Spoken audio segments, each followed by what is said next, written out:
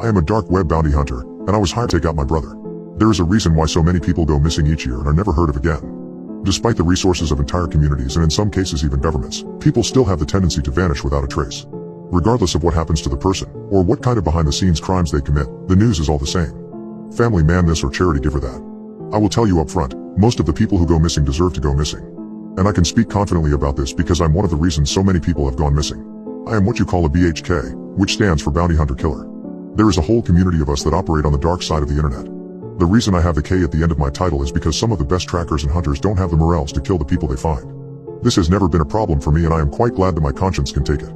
The people who are willing to execute the target get paid significantly more than the ones who plant blackmailable evidence or set up the target for extortion. Though I have numerous stories of my killings, which perhaps one day I will share with you, I'm here to talk about the recent one. This happened last winter when I got contacted by my manager.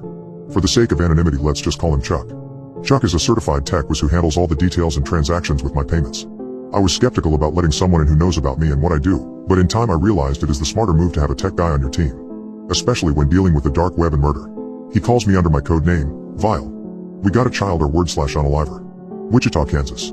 Track him down, get the location of the bodies, waste him, $20,000. Attached to his message was some pictures of a torture setup in the body of a woman whose age I am not going to try and guess. Some serial unalivers really think posting their photos to the dark web is safe. This particular photo had a white male hand and several identifiable items in the background. It appears someone related to one of the victims had been searching that part of the internet in suspicion that she might show up there. Like I said, no one just goes missing. This case would be pretty straightforward. Chuck would analyze the criminal records of white men in Wichita as well as get the details on the items showing up in the tortured girl's photo. Raid bug spray, a tackle box of lures, in particular largemouth bass, and a few disposable vapes. Let's just say that Chuck enjoys the hunt as much as I do, just in a different way. 2017 red Hyundai Sonata going in and out of several of the shops. White guy too. License plate is unreadable from the cameras. I can give you all the roads where I lose him. Luckily he passes tobacco and gifts every time he has movement. I think I can narrow you down to a few neighborhoods. Good luck. Any mentioned details on how the child unaliver meets his demise? I asked him. Make him suffer.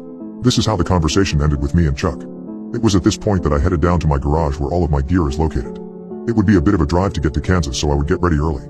In my garage I have a blacked out 2014 SRT Charger, all white with tinted windows. This job was going to be creative though. I went to the back room of my garage and loaded up all the cages I would be needing. After getting everything aligned I called it a night and got ready for next morning's drive. Upon arriving at Tobacco and Gifts, I wasn't forced to play the waiting game long. I saw the red Sonata fairly early and copied down the license plate.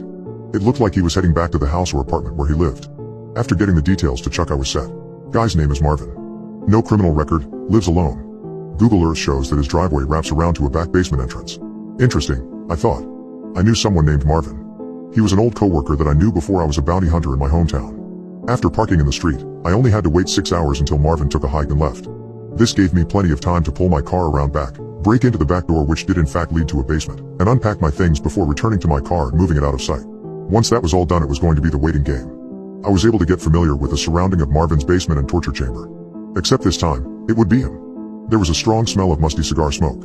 The rest of the room consisted of trash except one thing. There was a blood-stained table bolted to the floor with chains. This was the place where the woman's photos ended up on the dark web and met her fate. I'll tell you this. Marvin was a horrible person, and he deserved to be taken out. After everything I had heard about him, I already knew what type of person he was. Maybe a little too well. We locked eyes, and it hit me. This face was eerily familiar, but it wasn't my coworker that I used to know. His hair was similar to mine, and he displayed attributes like his head and nose shape that were similar to mine. I knew who this was. It was my brother. Malcolm? Chuck had somehow taken his alias of Marvin as his real name. He didn't know it was me since my face was covered. Please don't hurt me. I don't know what I did. Who are you? Please, don't hurt me. Just please. I decided to take advantage of my anonymity, as he still didn't know it was me.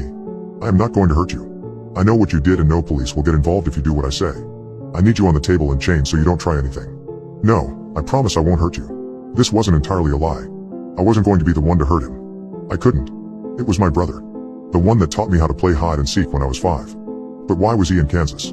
He told my family that he moved to California for a new job. I was shocked. He lied to us. He lied about everything. He was living a double life.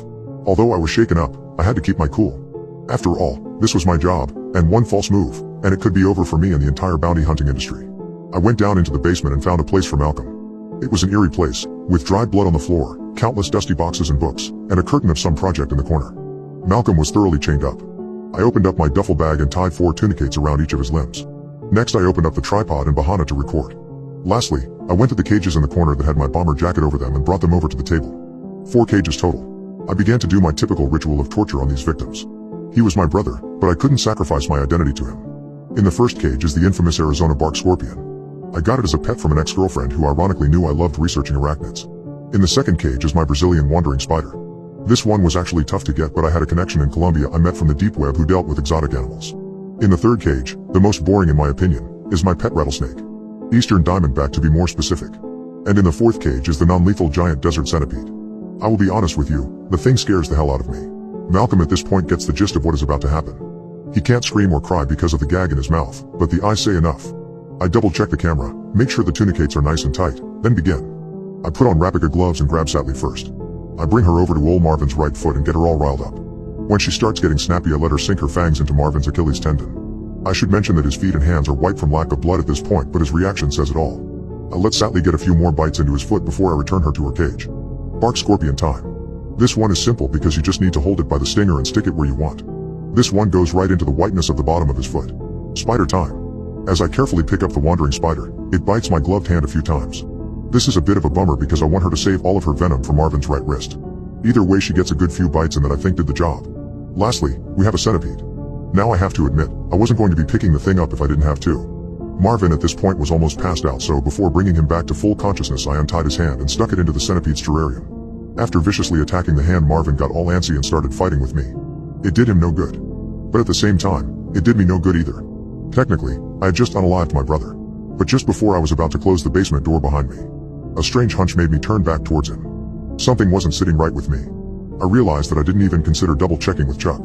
I pulled out my phone, deciding to call Chuck, to make sure we had the right guy. Chuck, confirm it. Was the target's real name Marvin? I demanded, my eyes never leaving my brother. There was a pause on the other end of the line. Wait a moment, Vile. Let me pull up the profile, Chuck responded. A moment of silence followed, only broken by the faint clattering of a keyboard.